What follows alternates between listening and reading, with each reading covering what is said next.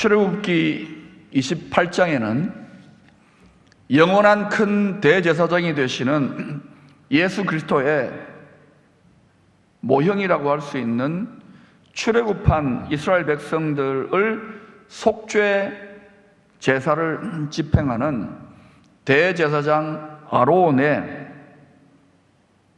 입어야 할 거룩한 예복에 대한 설명이 나옵니다.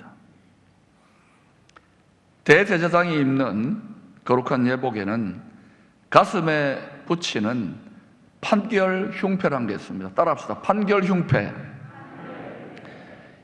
이 판결 흉패에 12개의 보석이 물려 있어요. 금태로 둘러가지고 첫째 줄에는 홍보석, 황옥, 녹주옥입니다.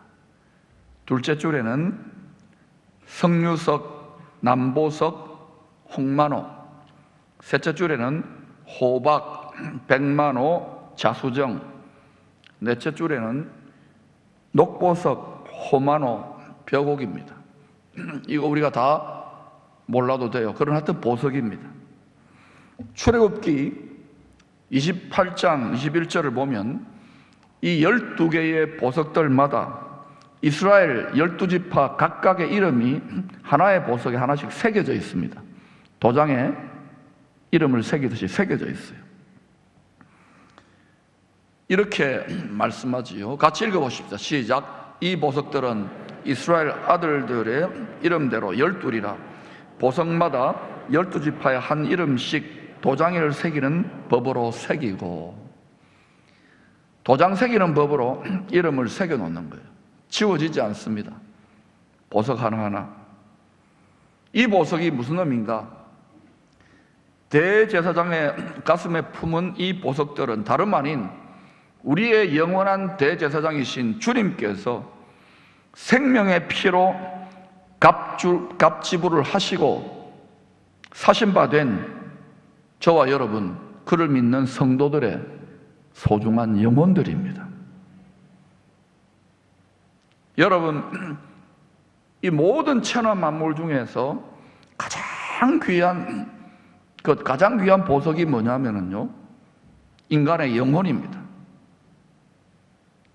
영원한 대제사장 예수님은 또한 우리 믿는 자들, 성도들의 신랑이 되십니다. 예수 신랑은 신부된 성도들의 외모,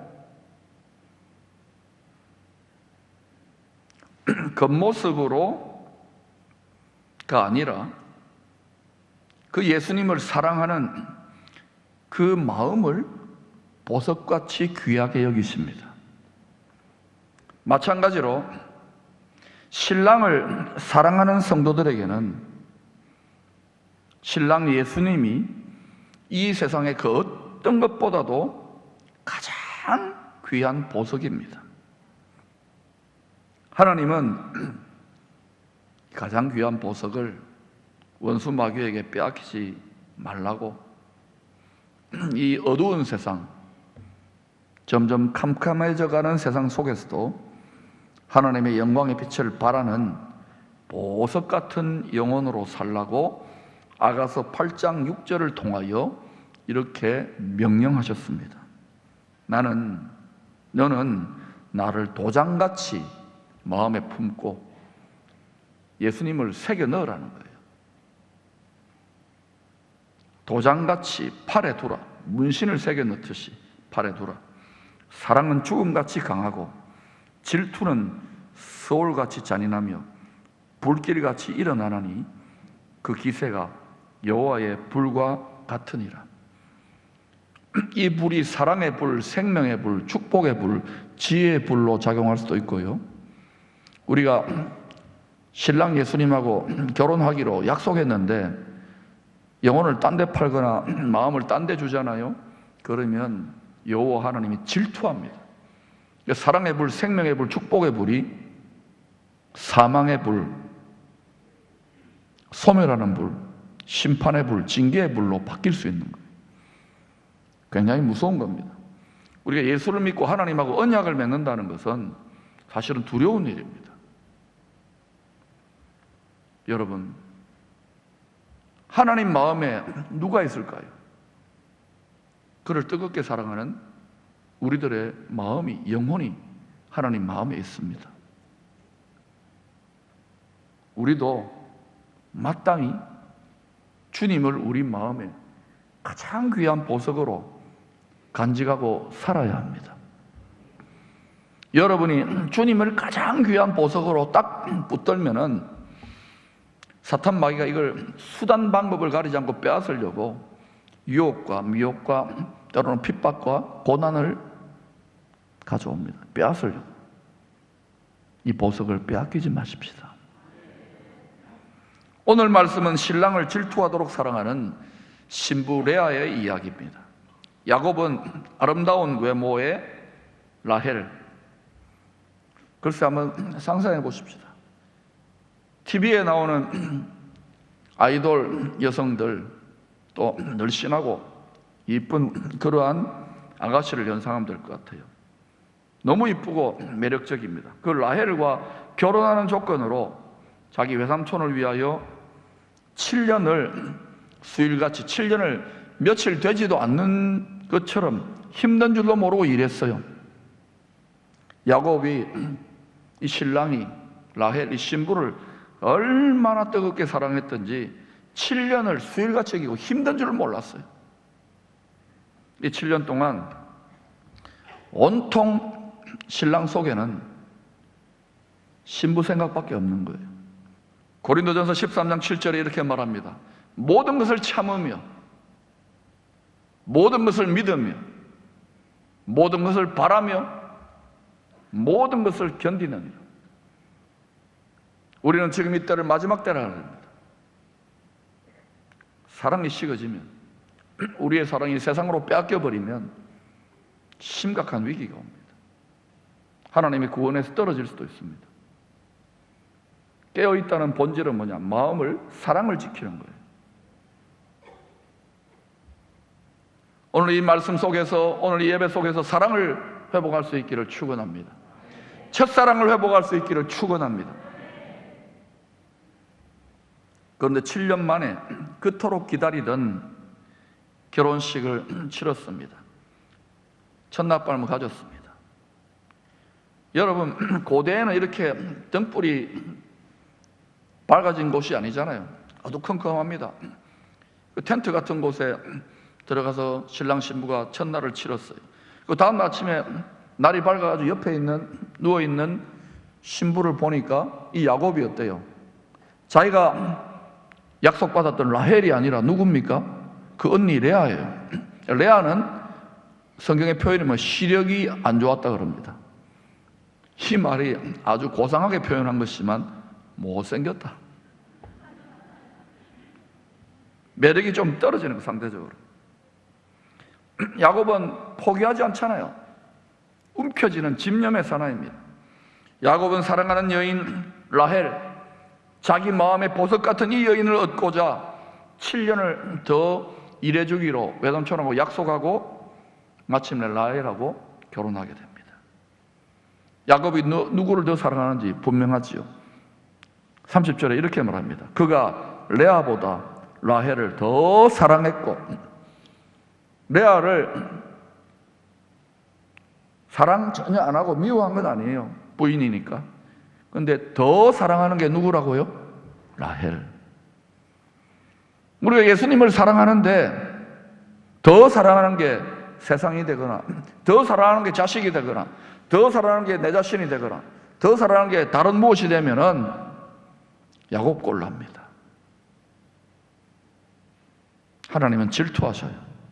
우리 신랑 결혼은 했지만 남편의 모든 관심사가 온통 라헬에게만 가 있습니다. 언니 레아의 마음이 지금 어떨 것 같습니까? 원통합니다. 비참합니다.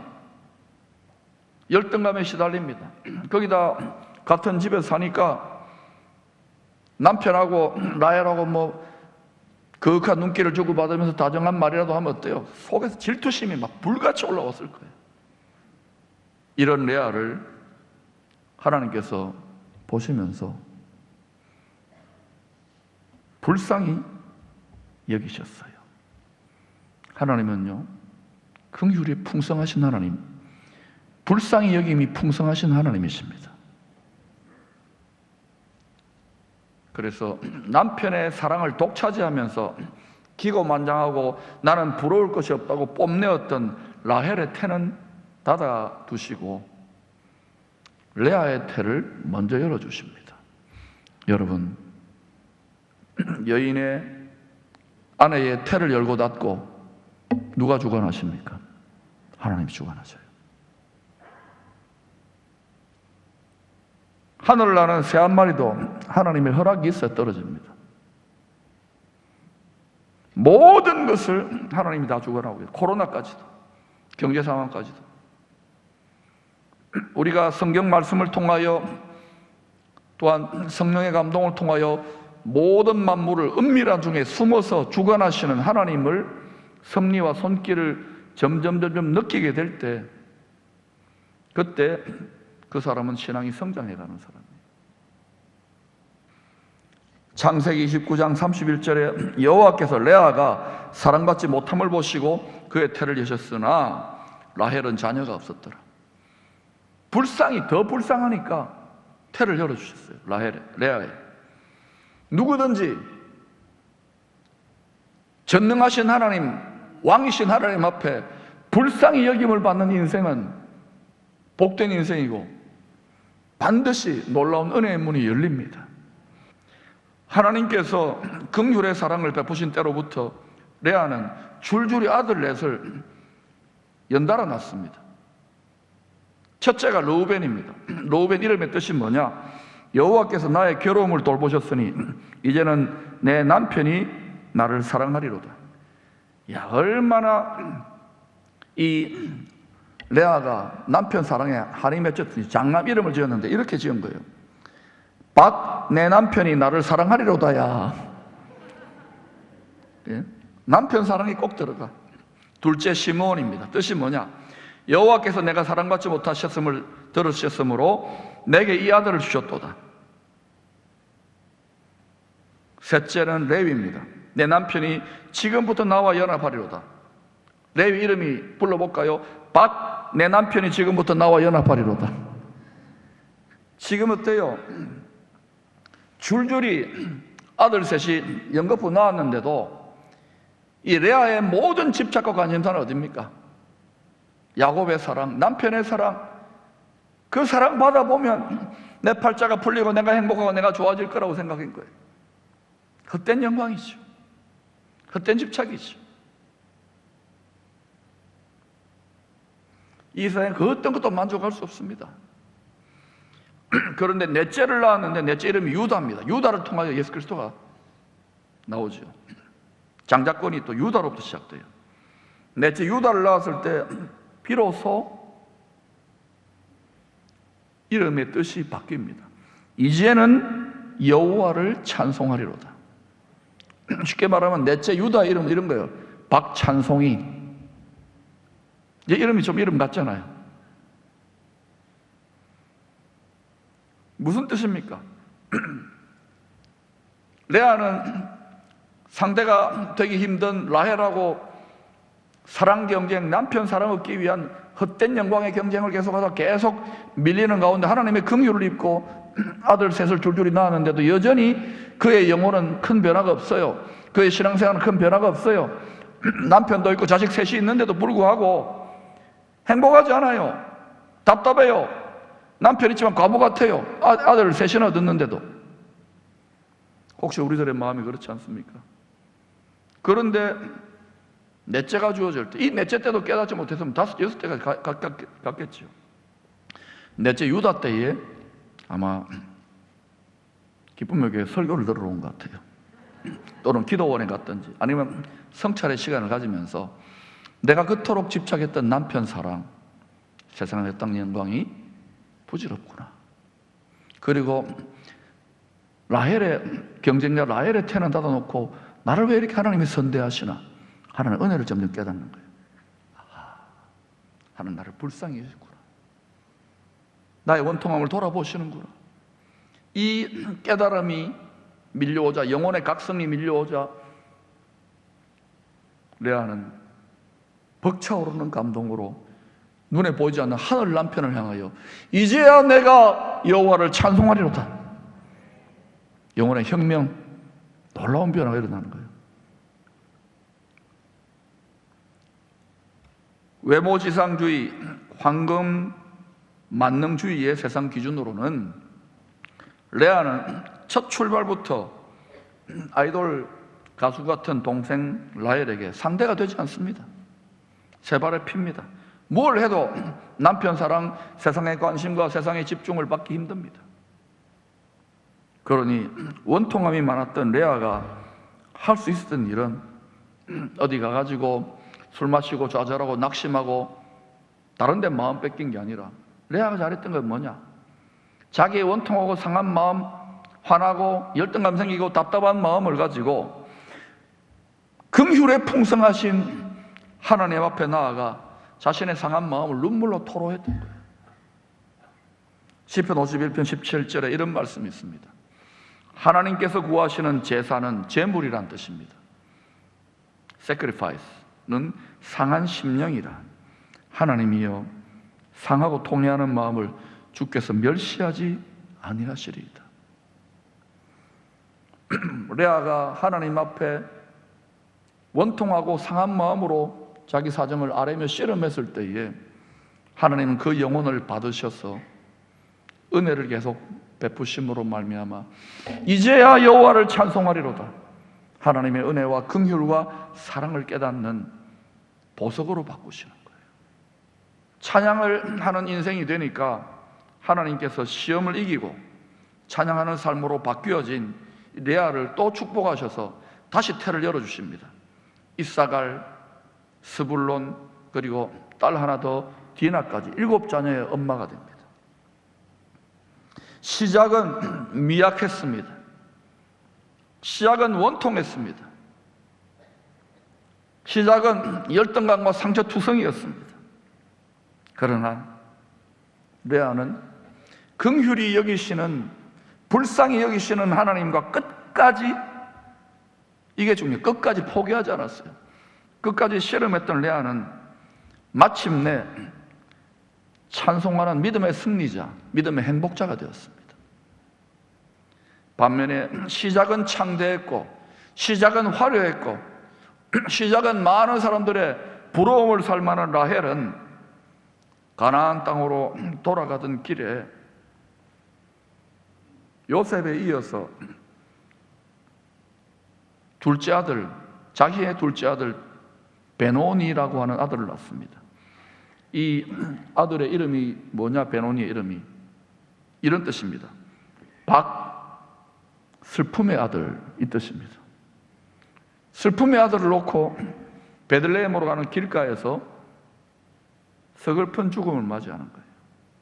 반면에 창세기 49장을 보면은요, 남편 야곱 또한 움켜쥐고 속이는 부족함과 허물이 많았던 남편이었는데도 이 야곱이 하나님하고 씨름했잖아요. 야곱 강가에서 어느 정도로 씨름했습니까?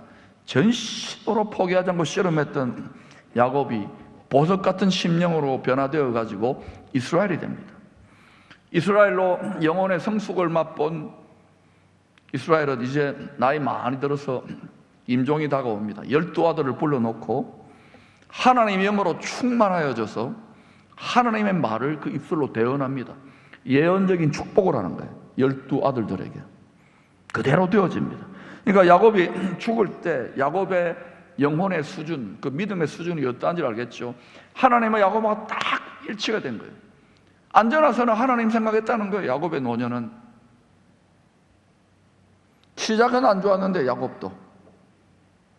그러고 나서 이 야곱이 창세기 49장에서 마지막 자기 장례 유언을 하는데, 내 아내 레아가, 라헬이 아닙니다, 레아가 묻혀있는 조상들의 무덤인 가나안 땅에 막벨라 굴에다가 함께 묻어달라는 유언을 남기고 죽습니다.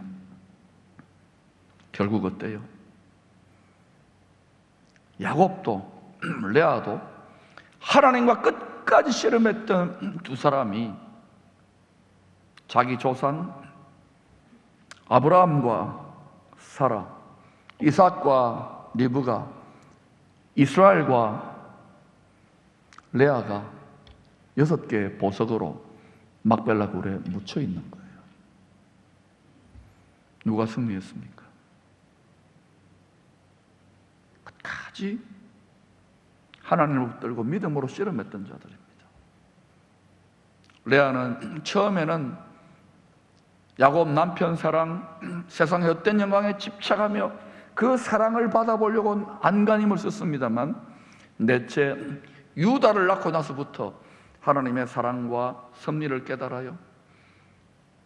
자기의 원통함과 비통함을 돌아보신 하나님 때문에 더 이상 이 세상이나 세상 남편에게 연연하지 않았습니다. 하나님을 찬송하는 인생으로 바뀌어집니다. 하나님과 씨름하고 끝까지 나아갔던 레아가 마침내